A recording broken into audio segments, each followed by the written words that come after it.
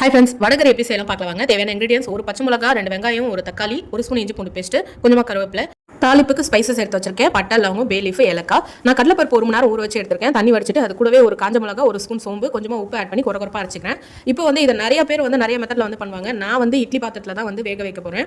So இதை வேக வைக்கிறதுக்கு ஜஸ்ட் உங்களுக்கு 10 நிமிஷம் இருந்தால் போதும். நல்லா வெந்துருச்சான்னு பார்க்கறதுக்கு கத்தியோ இல்லை ஸ்பூனோ நம்ம அதுக்குள்ளே விட்டு பார்க்கும்போது அது ஒட்டாமல் வரணும். இது நிறைய பேர் தோசை தவாலெல்லாம் பார்த்தீங்கன்னா இந்த அரைச்ச பேஸ்ட்டை நம்ம வடை மாதிரி தட்டி எண்ணெய் ஊற்றி அதை மாதிரி செய்வாங்க. பட் இதுதான் ஈஸியாக இருக்குது.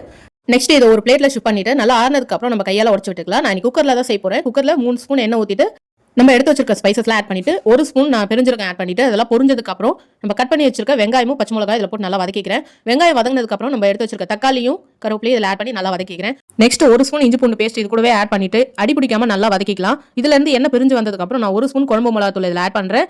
நெக்ஸ்ட் மஞ்சத்தூள், உப்பு நான் ஆட் பண்ணிக்கிறேன். இது நல்லா ஒரு 5 மினிட்ஸ் வதக்கிட்டு 1.5 கிளாஸ் தண்ணி நான் ஆட் பண்ணிக்கிறேன். உங்களுக்கு வடகரி தண்ணியா வேணும்னா நீங்க இன்னும் கூட தண்ணி ஆட் பண்ணலாம். இல்ல கெட்டியா தான் வேணும்னா இந்த லெவலுக்கே போதும் உங்களுக்கு.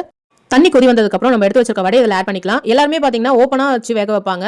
ஸோ நான் இன்னைக்கு ப்ரெஷர் குக்கரில் 2 விசில் வைக்க போறேன். ஸோ ஹை ஃப்ளேமில் வச்சு நம்ம லிட்டை க்ளோஸ் பண்ணிட்டு 2 விசில் வர வரைக்கும் வெயிட் பண்ணலாம். 2 விசில் வந்ததுக்கு அப்புறம் ஓப்பன் பண்ணி பார்த்தா நம்மளோட வடகரி ரெடி ஆயிடுச்சு. கொத்தமல்லி தழை தூவி நம்ம சர்வ் பண்ணலாம். இது நம்ம இட்லி, தோசை, சப்பாத்தி கூட வச்சு சாப்பிடலாம். ட்ரை பண்ணி பார்த்துட்டு எப்படி இருக்குன்னு கமெண்ட் பண்ணுங்க. தேங்க்ஸ் ஃபார் வாட்சிங்.